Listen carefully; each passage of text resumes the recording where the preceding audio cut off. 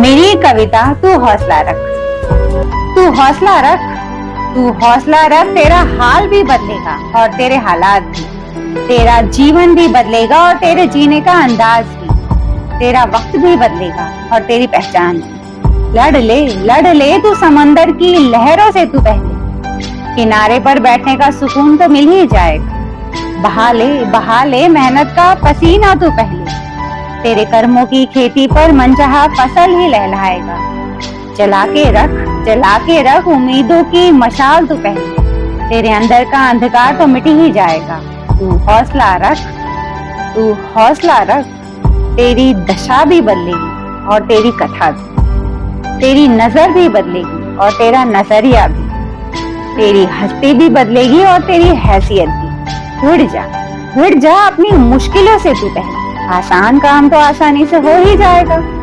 डूब जा अपने काम के गहराई में तू पहले, सबके मुंह पर ताला तो लग ही जाएगा। उड़ जा आत्मविश्वास और निर्भयता के पंख लगाकर, उम्मीद से कहीं ज्यादा तो तुझे मिल ही जाएगा। बस तू हौसला रख। Thank you so much. आप सब ने अपना कीमती वक्त देकर मेरी इस कविता को सुना और मुझे उम्मीद है मेरी कविता आप सभी को बहुत अच्छी लगी होगी। और अगर अच्छी लगी हो तो मेरे वीडियो के ठीक नीचे रेड कलर का सब्सक्राइब बटन है, उसे दबा दीजिए ताकि मेरा हर नया वीडियो आप तक आसानी से पहुंच सके और मैं आप सबके दिलों तक भी आसानी से पहुंच सकूं। तो आज की मेरी कविता का शीर्षक है तू हौसला रख। और इस टॉपिक पर अब मैं आप लोगों से बातें करूंगी। हौसला शब्द का अर्थ तो देखिए वही इंसान समझ सकता है जिसकी लाइफ में समस्या चल रही हो, मुसीबत चल रही हो, क्योंकि एक सुखी इंसान तो कभी हौसला शब्द का अर्थ समझ नहीं पाएगा। और देखिए अगर हमारी लाइफ में जब परेशानी आती है तो अगर हम उस परेशानी में बहुत ज्यादा फोकस्ड हो जाते हैं, उस परेशानी के आगे पीछे दाएं बाएं अगर हमें कुछ नहीं दिखाई पड़ता है तो हम लोगों से ये कहना शुरू कर देते हैं कि मैं इस समस्या से बाहर कैसे निकलूं, मुझे कुछ समझ नहीं आ रहा, मैं बहुत परेशान हूँ, भगवान ने ये दुख मुझे ही क्यों दिया। तो ऐसे सब सवाल अगर आपके मन में आए तो आप ये समझ जाइए कि आप जो है अपनी समस्या पर सबसे ज्यादा फोकस हो चुके हो। आपका पूरा ध्यान उस समस्या पर टिका हुआ है।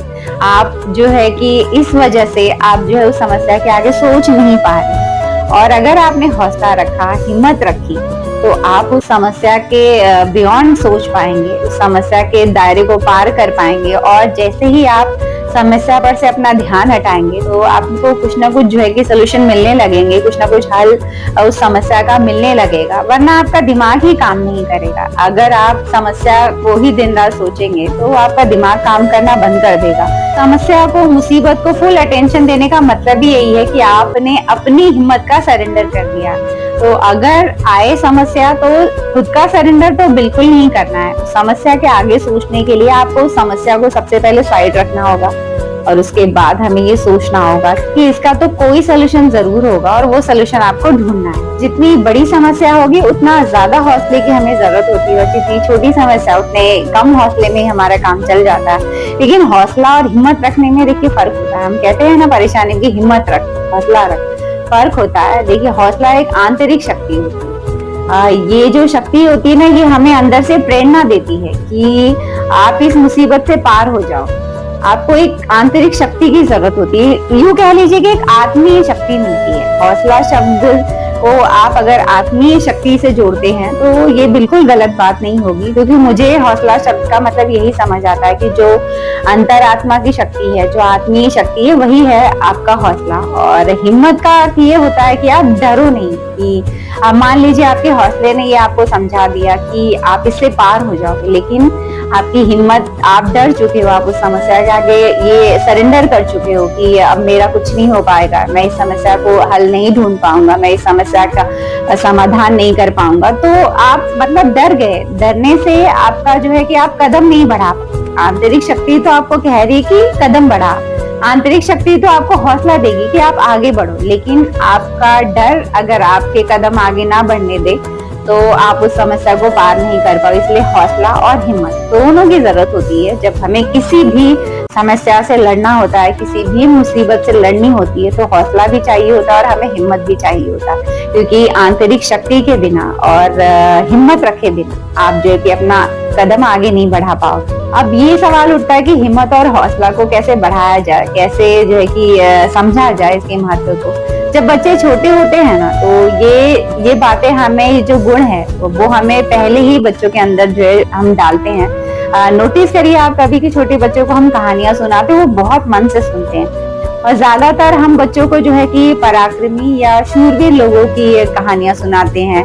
तो ऐसी कहानियां सुनकर वो कल्पना करते हैं और ये सोचते हैं कि जब वो इंसान इतना साहस का कार्य कर सकता है तो मैं क्यों नहीं। तो इंसान को अपनी सामर्थ्य का जो है कि अनुभव हो, अपनी क्षमता पर उसे विश्वास हो, तो समझिए कि उसके अंदर हिम्मत और हौसला बना रहेगा। तो ये शुरुआत हम बचपन से ही कर देते हैं बच्चों के साथ कि आप अपनी ताकत पर भरोसा रखो। और एक बात मैं कहना चाहूंगी कि जैसे आत्मा को लेकर देखिए बहुत सारी बातें कही गई है कि आत्म मंथन करना चाहिए, हमें आत्मचिंतन होना चाहिए, आत्मबोध, आत्मज्ञान और आत्मशक्ति, आत्मनिर्भरता। तो ये सारी जो गुण है वो सारे आत्मा से जुड़ी हुई बातें हैं। तो जब आप आत्मीय शक्ति चाहते हो तो आपको हमेशा जो है कि ये सोचना चाहिए कि मैं आत्मीय शक्ति से जुड़ा रहूं। ये सब आपकी आत्मीय शक्ति है, इन्हें बढ़ाना है। क्योंकि अगर आप शरीर की बातें सुनोगे तो अहंकार आएगा, मेरा विश्वास, मेरा स्वाभिमान। तो ये जो है शरीर से जुड़ी हुई बातें हमारे अंदर घमंड पैदा करती है। लेकिन जब आत्मा से जुड़ी हुई बातों को आप समझना शुरू करोगे तब आपके अंदर अहंकार नहीं होगा, उल्टा वो शाश्वत ज्ञान आपको प्राप्त होगा। ये आपको समझ आ जाएगा कि यहाँ पर कुछ भी मेरा नहीं है, ये शरीर भी मेरा नहीं है। तो इसलिए कहते हैं कि आप अपने आप को आत्मा से कनेक्टेड रखें, ना कि शरीर से। और ज्यादातर हम गलती ये करते हैं कि भौतिक जगत की किताबें पढ़ के हम जो है कि खुद को ये कहते हैं मेरा विश्वास, मेरा स्वाभिमान, मेरा ज्ञान। तो ये सब अहंकार वाली बातें हैं। इसी को हम थोड़ा सा आत्मा से जोड़कर समझे कि आत्मज्ञान, आत्मबोध, आत्मचिंतन, आत्ममंथन, आत्मग्लानि। तो ये सब आत्मा से जुड़ी हुई बातें, जब आत्मविश्वास, तो ये सब बातें जब आप आत्मा से जुड़ी हुई करने लगोगे और समझने लगोगे तब आप ये समझ जाओगे कि शरीर जो है कि नश्वर है और आत्मीय शक्ति जो है वो शाश्वत है। तो उसे बढ़ाएं, हमेशा अपनी आत्मा से जुड़े रहें, ना कि शरीर से। कोई भी समस्या आती है तो यहाँ से पावर लीजिए आपकी। हम सबकी आत्मा हमें शक्ति देती है। हम क्यों किसी अकेले कमरे में बैठना पसंद करते हैं जब हम पर दुख आता? क्यों हम कहते हैं कि कुछ देर के लिए मुझे शांति चाहिए, आप चले जाओ, मुझे अकेला छोड़ दो? हम ऐसा क्यों कहते हैं? कि जब हम अकेलेपन में होते हैं, जब हम किसी बंद कमरे में बैठते हैं, कोई आसपास नहीं होता, तब आप जो है कि अपने अंतरात्मा की आवाज को सुनते हो। आपकी अंतरात्मा आपको एक शक्ति प्रदान करती है उस समस्या से लड़ने के लिए। आप फिर से देखिए, एनर्जी लेकर उस कमरे से बाहर निकलोगे कि हाँ हो जाएगा सब। तो वो शक्ति को हमें समझना है, ना कि हम जो है कि इस शरीर से जुड़ी हुई बातों को घमंड करके कहे अरे मेरा विश्वास है, मेरी हिम्मत है, मैं सब कर ले जाऊंगा। ऐसे नहीं करना है। हमें हमेशा आत्मा से जुड़े रहने वाली बातें कहनी है, मेरा आत्मविश्वास। ऐसे सब बातें अगर हम करने लगे तो हम ऑब्वियसली आत्मा से जुड़े रहेंगे। और आत्मा से जुड़ना ही यानी आप परमेश्वर से भी जुड़े रहोगे। और अगर आप आत्मा से जुड़ते हो ना, तो यकीन मानिए एक शक्ति आपको अवश्य मिलती है किसी भी दुख से लड़ने के लिए। अपने आप में साहस आ जाएगा, क्योंकि आप और हम अभी तक नहीं जान पाए हैं कि हमारी जो है आंतरिक शक्ति है वो कितनी पावरफुल होती है। बस यही शक्ति जानना हो तो आप अपने आत्मा से मिलिए, अपने शरीर से मत मिलिए, अपने दिमाग से मत मिलिए, अपनी आत्मा से अपनी मुलाकात कराइए। फिर देखिए हर समस्या का हल हमें मिल जाएगा। तो आप सभी मुझे कमेंट करके बताइए कि जब आप पर मुसीबत आती है तब आप इस शरीर से जुड़ी हुई बातें कहते हो या अपनी आत्मा से जुड़ी हुई बातों की खोज में लग जाते हो।